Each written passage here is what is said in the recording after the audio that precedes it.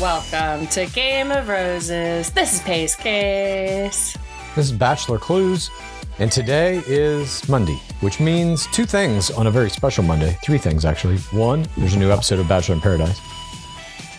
Woohoo! Thank you for the proper fanfare. Two, there is an episode of Love Island USA Season 7. It's called The Reunion. PaceCase and I are going to be watching that in Casa Gore. Yes. ASAP. It may be out already. Get my Mamacita hat on. We hope you'll join us for that. And of course, the third thing is, this is Digging Deeper. We are going to be going through 11 of the most tantalizing clips from podcasts of various varieties from around the nation, outside the nation, within the nation, nation adjacent, nation tangential. Mm-hmm. No borders on this nation. That's correct. We got clips from That Happy Hour. We got clips from What's the Reality? That's AD's official NRU podcast. We got clips from Trading Secrets. We got clips from Will You Accept This Rose? That's, I believe, Arden Mirren's podcast. Oh. Remember her? For a second, I thought it was the most dramatic podcast ever, and I was like, what? I don't know if they're still doing that. I think so. I think the Dark Lord Harrison and Lauren Zima are in kind of a depressed time now that Merritt Street Media has fallen apart and taken all their opportunities away. Bring it back. Bring it back to Funky Town. we got clips from Reality Receipts. That's Storytime with Ricky. We got clips from Baby. This is Keke Palmer. I'm sure you can guess whose podcast that is. And Keke Palmer? It is. And we got a lot of stuff in here about Olandria. We got a lot of stuff in here about Paradise. And that's where we begin today's program. Juicy. Bachelor Happy Hour, August 19th. The guest was none other than the Chancellor of the Parliament of Paradise, John McLaughlin. I still can't believe he did that. In this clip, they are talking about the money prize and its impact on the game. Here we go. It is interesting. I'm loving this element, especially in this episode, of people that have not signed up for a game show, maybe never would have been like cast on a competition show, frankly, and now are like forced into the competition element, and who is like leaning in. I like love the Jonathan and Leia element where like they're not really in a relationship, but they are kind of trying to like play the game. For me personally, if I'm in a couple with Joe and he looks at me and goes, I don't care about the 500,000. That doesn't mean anything to me. I literally don't care. Red flag. I'm sorry, like red flag. Or you better have a lot of money. Yeah, you better be rich if you're gonna look at my face and say I don't care about $500,000. Wowie, what a hot start. Serena. I mean, Jesus. So Serena is a 4T WR player through and through. That's basically what she just revealed here. But I also agree with her that it's absurd for anyone to be like, oh no, I don't care about that. We found love. Of course. That amount of money actually is meaningful. The $100,000, I mean, I guess in Bachelor it all is, because you're not going to get 1 million Instagram followers anymore. They could leave the show and still be in love wherever. You know, they're staying on the show for some reason. Yeah. Presumably it's the followers or whatever. I love that.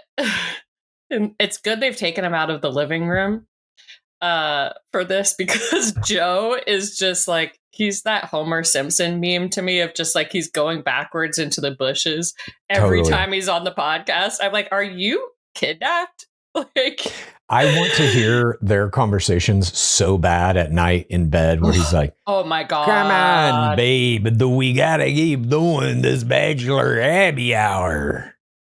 Her chastising him, being like, you have to at least like be somewhat present for the podcast. Can you just try? Can you put on something that's not shorts? Can you just try for me? Babe, I did a tire fucking Maybelline ad. That wasn't enough. I gave you your citizenship. I forgot about that. Yeah. I brought you into this country. I can send you back out. Um, No, he's like a vampire. Yeah. The accent gets worse every time I do it. I feel like I'm not like you're the Serena and I'm the Joe of our podcast, and I'm like I worry that like I on video am the same way. Like I'm wearing shorts. Never discount yourself, PaceCase. Never forget you did the hyper binge. Whatever you do on this podcast after that is gravy. You think Grocery Store Joe can do a fucking hyper binge? I mean, he won't be taking notes. I'll tell you that much. Serena's taking all those notes. The amount of effort just to get through the hyper binge relatively unscathed, changed, but living, you know. I don't think Grocery Store Joe could ever do something like that. That's really nice. Yeah. By season 3, he'd be like, Andrew Firestone, do we gotta keep watching this show? You know what I'm saying? I feel like she's barely got him off of his cell phone. Like he really his cell phone is like a foot away, and he's just like, I want to be on that phone so badly, but I'm on camera. I'm curious, like, I don't know what their numbers are. I'm very curious what kind of money they're making on this. I'm guessing $150K a year split between them. Oh, I wouldn't be paying attention either. Oh, damn. They should be making $100K each, at least, to do this. I just don't know if the money's there.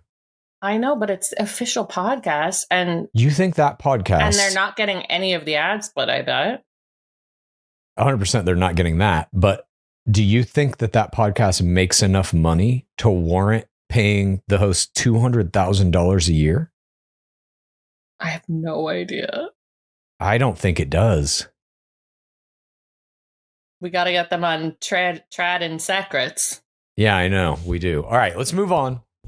I could be wrong. This is just kind of my vibe of it, is that like, I don't think it's like much bigger than us. Are they doing one I don't know. episode Maybe a it week? is. Huh?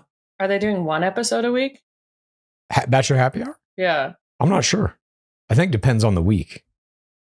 If they're doing 2 episodes a week, you get your 100K. I mean, minimum for a Bachelor person to be like, to do an appearance, I feel like is 100K. What? To like show up to a bar? I don't know. Maybe not. No, none of these. I don't think like ex leads and shit are getting $100,000 for an appearance, unless it's like a Hannah Brown, somebody from that era. Olandria. Well, certainly they do, but from Bachelor? I don't know. All right, let's move on. Our next clip is from that same episode of The Happiest Hour. In this clip, Sean breaks down the strategy for the Parliament of Paradise. Here we go. I started to do the math on how many days of Paradise were remaining, because you have like a finale date, right? Like when we're stopping filming. There was like 5 days left, like maybe 6. I'm like, we're voting off people at a rapid rate now. I was like, I'm fine this week, but like next week, it's going to be me and Alicia. Like I knew that. Like no one, like if you see the way it went, like that was kind of the way people were going to go. So I was like, if I wait until next week to start doing stuff, it's going to look like my back's against the wall. Like they're not going to trust me. If I do it in advance, I think the people would trust me, and like they would know that I would have their back going in to try to set up like the final 4. And like truly it came down from, I was friends with Kat prior to the show for like 2.5 years. I knew Jeremy beforehand, and Alicia was friends with Alex and Bailey. They were from their season. Like that's kind of how it came out. And then like at the end of the day, like Spencer and Jess, like I don't want to go up against them in the end. Like however this is going to end, whether it's like, I don't know, like the audience votes. Like I'm not going to win the vote against like Spencer and Jess. If it's like if like let's say a jury comes back and votes, like, I'm not going to win that if I'm going against them. So like trying to like facilitate Alicia and I up to have the best success moving forward. And like the people I involved, they'd all like expressed interest. Like, and that was like where it was kind of shocking the way it came off. They downplayed it. And I think that they kind of caught on that no one else was like thinking strategically. So then they like backed out, but like each one of them was like game off camera to a degree. Like I was like, what are you thinking about this? Like, yeah, I agree, all this type of stuff. And then like when it came actually time to like put it out there and like do it, completely backed out. And then that's what you kind of see happening. That's interesting. I don't know if we can fully trust what he's saying here with regard to that, but not after hearing how his favorite thing is politicking. God, did you see some of the tweets that came out from his dad, by the way, or the comments and shit? Let's just say, his MAGA. Let's just say that. Yeah. No shit. I know no shit. I know no shit, but it's like when you see it, it's different. That's all. What is his dad? His role? I don't know yet. Huh. But somebody compiled, I don't know if this is on Reddit. Somebody DM'd me the screenshot that had compiled a bunch of like comments and stuff from his dad that were all. I would not MAGA. be drawing attention to that if I were on the show either. Interesting. But like that idea of is MAGA completely verboten in the reality TV dating world? I think it's like we're on the edge of if that's true or not. It's like clearly many of these people are, I would guess Sean McLaughlin is given these tweets by his dad and his kind of reverence for my dad was in politics and I like politics too. Mm-hmm. I would guess he probably is. They don't overtly say it. Then if you look at what happened on Love Island with Lisa, like wearing Trump hats and shit, and they yank her out of the show immediately, but like they cast her, they had to have known it. I think reality TV, the people making it are kind of like, well, it is half the country. You see Jimmy Fallon having whoever on his show, you know. Who'd he have? Fucking, I don't know. Google it. Putin? Someone where it's clear that he is, he thinks it's more acceptable now. Yeah, it's weird how like normalized it's getting. All that said, what he's revealing here, if we can believe him, is that off camera, basically everybody was down to do a strategy, like a team strategy similar to Survivor, so that they could at least protect them and their friends into the next rounds of the game. And then once the camera is turned on, they go completely against that. And I think this, if what he's saying is true, it really gets at the heart of how bad this season is and why it's so bad. For the first half of the season, you're telling everybody it's just about finding love. Then all of a sudden you yank that out from under everybody and be like, nope, actually it's about $500,000. And the players are like, wait a minute. This is fucking Bachelor. Yeah. I can't be for the wrong reasons or I'm going to get a villain edit and people are going to fucking hate me. And you know that you're standing in social media within the nation, within the fourth audience attitude, way more important than $500,000. It's interesting watching each player try to navigate that because it's like, it's unclear. Am I going to get the villain edit for this or not? And, you know, clearly Sean did, but I'm like, what was his error? Was it having too much confidence in the cat relationship? It was, I believe, when he gave it a name, that put it over the top in terms of like, he's just doing this for the cameras. Like once you give your team an official name, if you're not in a game where that's common, like a Big Brother or a Survivor, Traders even does it sometimes. You know, what was the Gabby Wendy one with Nikki Bella? The Pink Ponies or something. Bambies. The Bambies, yeah. I thought it was the Pink Ponies. What's Pink Ponies? Pink Pony Club. That's it. Chaperone. Okay. Anyways, I'm just saying, like, once you take it, whatever strategies you're doing, once you take it to that next level in a game that basically says it's not a game. And in fact, if you are playing a game, you're for the wrong reasons. Once you give your team in this game a name, you're now clearly there just to like ham it up for the cameras and, you know, my team against your team and shit. And I think it doesn't fly, at least in the context of Paradise. It's also like something you and I have discussed is that they said there's a chance at $500,000 and that our instincts would be, don't trust it. It's not real money, or you're going to have 100%. To do something messed up in order to get it. Or as soon as DOP came out and said that, by the way, yesterday, this might be a scream from the fucking pit. I was in the goddamn grocery store and I saw this guy. He was pushing like a baby in a little carriage. And I saw him from 50 feet away, far. 3/4 back of his head. I just saw like the jawline and I was like, oh my God, that's DLP. What? Does he live near you? Like, I have no. I'm sure he doesn't. And it wasn't him. But for 10 seconds, That I was man like, is I not got to get a straight on view of him. He's physically not going to a grocery store either. I don't. DOP? You don't think he buys groceries? I don't know. He got to get his dark groceries. I think he's ordering It was online and going to the drive pickup. Oh, I see. But he's Maybe. super nice, and I bet he tips a lot. Yeah, probably. Yeah. I wonder what is going through DLP's head right now. His most lucrative job. Just love and light. But I mean, his most lucrative job is Bachelor. And I don't think he's a dumb guy. I think he knows what's going down. You know? I want to know. I want to know his secret. His secrets. His secret. Well, I mean, thoughts. shit. Wasn't he probably was there on the golden date where Mel Owens walked out onto the stage at the OC County Fair and got booed? He probably literally was there. He's got to know this ain't good. I bet he's like me though. I bet he's like, you know what? This show is like the cockroach. It'll survive the nuclear apocalypse. Maybe. I don't know if it's going to. We'll see. Time will tell. Let's move on. Clip number 3 comes to us from What's the Reality? This is, of course, AD's official NRU podcast. Her guest on August 13th was none other than the Rachel Recchia. Yes. I tried to do it like I did in the song where it goes, Rachel Recchia. Yeah. Thank you. We got to bring that back, that song back. I never went anywhere. It exists. Did I put it on YouTube or on I filmed Spotify? a TikTok dancing to it. I'll repost it. Okay, cool. Thank you. In this clip, Recchia is talking about Clayton and his paternity trials. Here we go.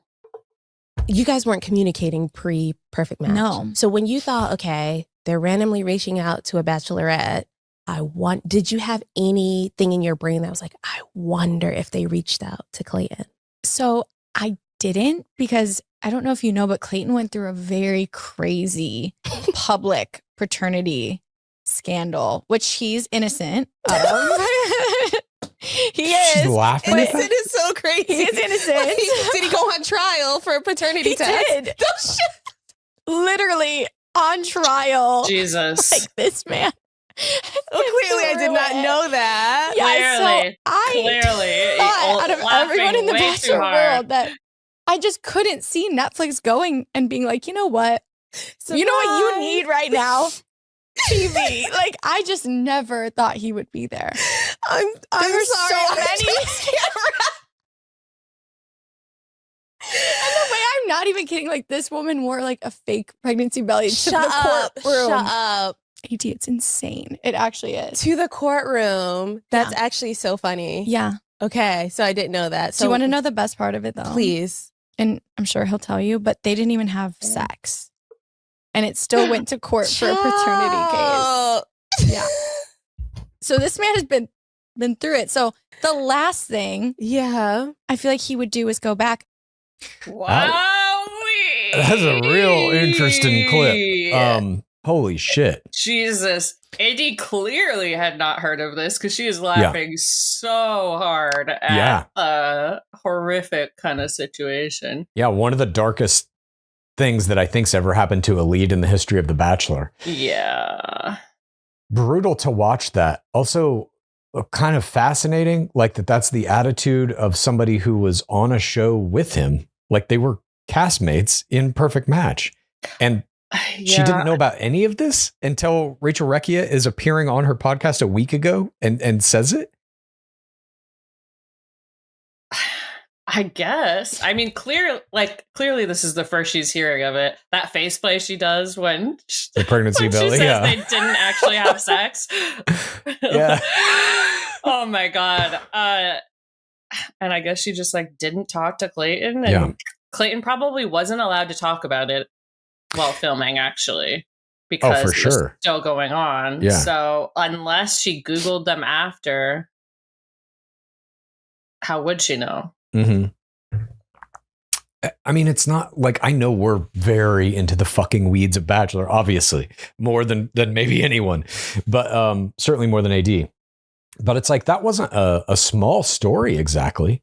That was No. covered in all, like, if you follow reality TV news, which I can only assume AD does, having been the star of her season of Love is Blind and now Perfect Match also, that has to have come through her feed. Maybe she didn't click on it, didn't read it, I don't know. But it seems like to be 0% aware of it feels virtually impossible to me.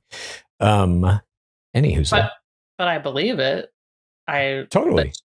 She seems really shocked. Yeah, I don't think she would have been laughing like that if she knew the severity of it. No. Um, God. Yeah, she probably didn't see the no fecal DNA videos That like you made. that I made. Come on, AD. Are you not checking our feed? No Jesus. fetal DNA Friday. All right, let's move on to our fourth clip. This comes from the same podcast with Rachel Recchia. In this clip, Recchia talks about what Clayton said about why he cannot date her. You are not going to want to miss this. If you want to hear this clip and all the rest of the clips and get PaceCase and I's reactions to them, all you have to do is go to patreon.com/Game of Roses. Join us in the bottom of the pitch. You're going to get access to all of these digging deepers we've ever done. You're going to get access to our live shows every Monday at 4:30 p.m. PST. You're going to get access to Clues Corner, PaceCase Plappa, and Casa Gore, where we're going to be watching the reunion of Love Island Season 7. The most anticipated reunion ever of Love Island. I can't wait. Yeah. I think for me, the most anticipated reunion of all time was probably Love is Blind Season 4 when they were going to do it live and it tanked. Remember that? Do you think it was most anticipated because you felt so betrayed when it wasn't airing? Well, because it was live. That was like a big deal. Like this Love Island thing is, I think, already shot. They've shown us the trailers and all that. Like, it's not live. They're editing it to be whatever they want. The idea that they were going to do a live finale where these players could show up and say whatever the fuck they wanted and there's no cutting around it. That was fascinating. And then, of course, we know what happened. It stalled out. Anyways, this is all to say, join us on Patreon at patreon.com/Game of Roses. We will see you there. Please rate this podcast. Please review this podcast. Please get a friend to listen to us. And then please rate this podcast. Please review this podcast.